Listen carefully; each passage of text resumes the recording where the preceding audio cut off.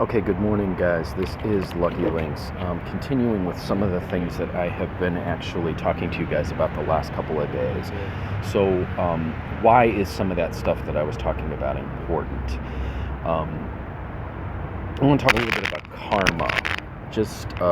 I've talked about it in some of the other videos that I've done.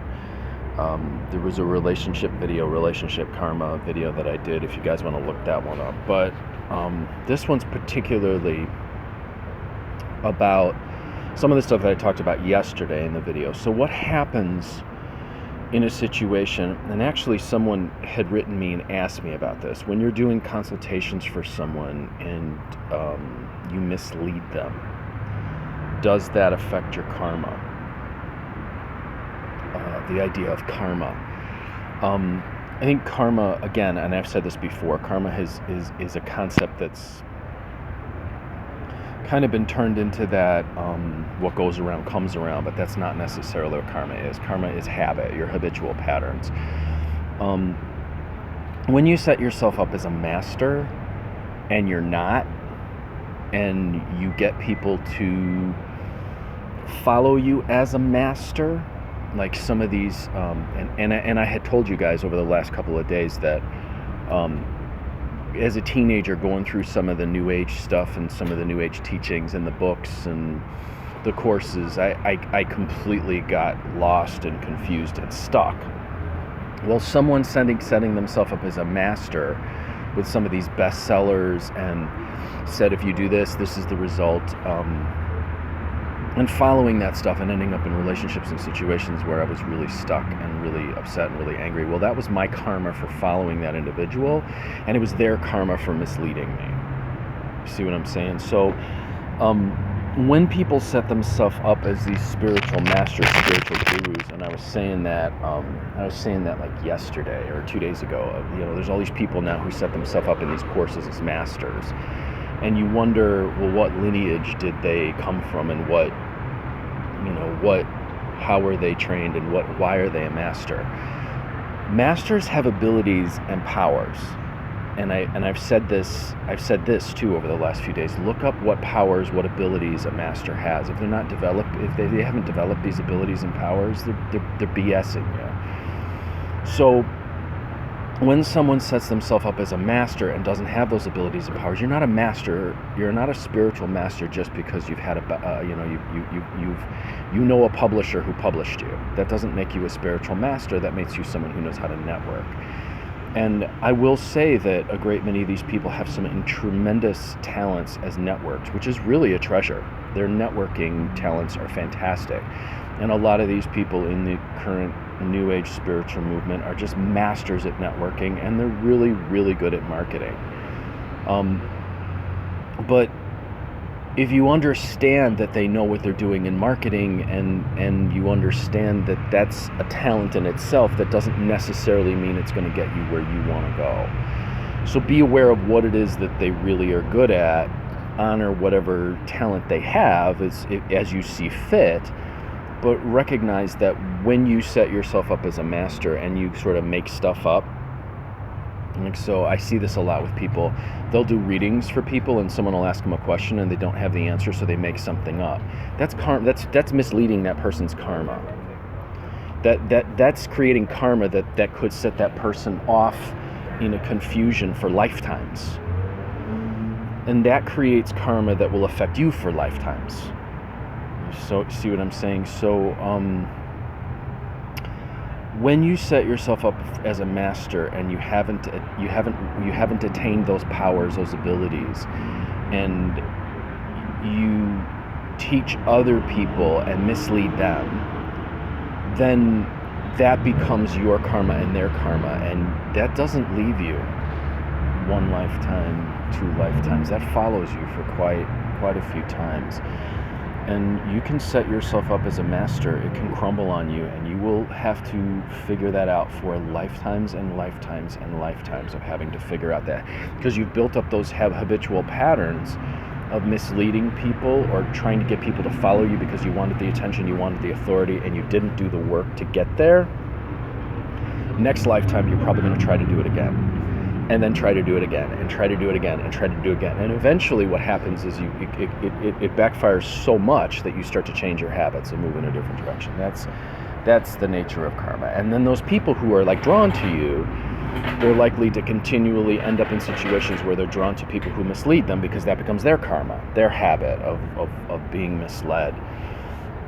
So that's why that's really, really dangerous, and why it's really important to say, well, if this person claims that they're a master, and again, I've said this on this channel, I don't know how many times, I'm not a spiritual master. And it's one of the reasons why in our lineage, students like me, we don't teach, we can share what our experiences are. And in the case of this stuff, I can teach this stuff, because this isn't really mastery. I can show people this process and how to do this. So I show people how to do this stuff, but I don't set myself up as a spiritual master or a spiritual guru here to, save your soul. But those people who do, they set themselves up as spiritual masters, and they lead people through these ceremonies that lead people. For example, I have a lot of students I have had students who do the ayahuasca thing. It's this big thing out here in California. And in some cases they've gone through these ceremonies, and spirits have intervened and started to either feed on them or interfere with them. They have opened up channels that they were not prepared to deal with. And then all of this stuff happens, and then they don't know what to do with it. And because they haven't done the work to get there, they don't know how to manage all this stuff that's going on. They become paranoid. They become anxious and nervous, and they start to doubt themselves. And the other thing is that they need the drug to get the effect rather than developing the abilities within. You see, and that's something that here thank the medical industry for that one, right? And a lot of the religions for that one. The answer is outside of yourself. So you need the drug to get there. You need the drug to get there fast. And then you need to keep doing the drug to continue your powers. And those of you who read Carlos Castaneda, I know that he did a lot of that stuff in the Don Juan stuff. But I don't believe, having read those books, I don't believe that that's how Don Juan got there. There was something else going on with Don Juan, and yes, I don't think it was all discussed. So I don't think that Don Juan simply got there by doing drugs. I don't know that Carlos Castaneda did or not, but I've never met him. I've read a good deal of his books years ago. But the point is that when you set yourself up as a master, like some of these people who set themselves up in these ceremonies and stuff, if you get a person down a road where that happens to them, then that's your karma. You've created karma with them, and then you're going to have to deal with that. And also there's, again, as I was talking about the law of equal exchange, if you set yourself up as an individual, as an authority, but you haven't earned the authority, there's an equal compensation that must be paid for that. You see, a lot of people want the quick answer, the quick authority, the quick adoration, but they don't do the work to get there. There's a payment that comes due on that one too. Again, dealing with what I talked about yesterday with the law of equal compensation. So I hope that makes a little bit of sense, and why I say very carefully, be very careful who you look up to as a master, and who you choose to study with, and who you choose to follow. There's a lot of people who have bestsellers or who set themselves up as spiritual teachers or whatever. Maybe they have some experiences, that's okay. If they share their experiences with you, that's one thing. If they say, hey, look, I've gone down this path, this is the experience that I've had, that's one thing. But when they set themselves up as a master, and they mislead people, there's karma that happens because of that. It creates a bond between you and them, and then it lasts. It goes on for lifetimes. You could affect someone who is searching. There's something very special about this space. The space we live in is very special. I don't think people realize how special it is.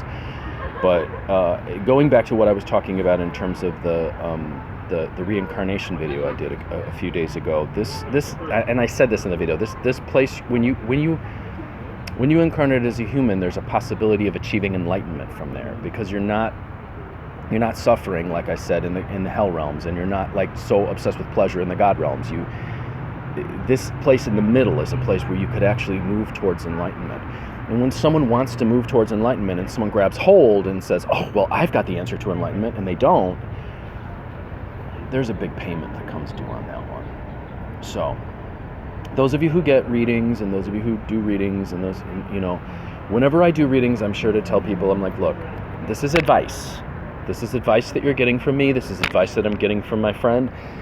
I am not the be-all, end-all, and the decisions are yours. I do my best to give them advice and to lay out the possibilities and the potentials so they can make as more of an informed choice. And in a lot of cases, what we're doing is we're trying to get people to get back to themselves and be comfortable with themselves and have a little more confidence in themselves. That's one thing. And there's a lot of psychics out there and a lot of people I know who do this. They're giving advice and they go, look, I'm giving advice. I am not the one to control your life. You are the one to control your life. But those people out there who do this stuff and they set themselves as the be-all, end-all, and they tell you, well, I got this from the spirit world and spirit's never wrong and you listen to me, and they mislead you, that creates karma.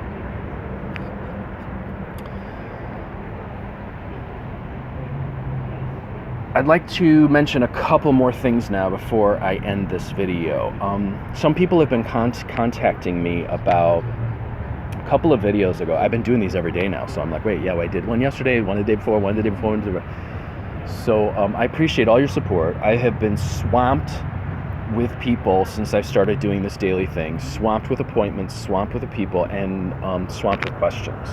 And I very much appreciate all of you guys who have been supporting and donating and sharing these videos. Thank you all for sharing these videos. Please continue to share them, subscribe, hit the notification button, because then you'll know when I do a new video. And I really appreciate you guys, and I really appreciate the support that you've given. Some of you have contacted me. Actually, quite a few people are contacting me about what I said about the core self. And how do you get back to the core self? And what is that core self? And how do you get back to that core self? And that you've asked me, is there a method to do so? Yes, there is. It was one that surprised me. I didn't really know about this. There is a method where people reduce the numbers in the tarot, in the major arcana, to find out what your archetype is. That does not work. I did that when I was younger. It does not work. It does not result in the accurate. On some occasions, it could, by accident, end up the appropriate archetype of who the person is. They do, but this does not it does not work. And I'm going to tell you from experience, it so does not work.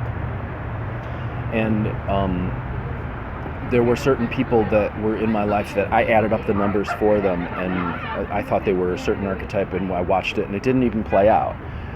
And then you got to be careful, because if you start telling people this is your archetype, well, then they could try to conform to that. And again, that's leading them from their core self. So if you're telling people that numerology, now for numerology, man, have I seen things work with numerology. I think numerology is really cool. I've seen a lot of things work for numerology. I used to do a lot of numerology. It's pretty cool. And like the soul number and the numbers change, the personality number changes if you change your name and everything. It's some pretty cool stuff. I think the numbers are pretty cool.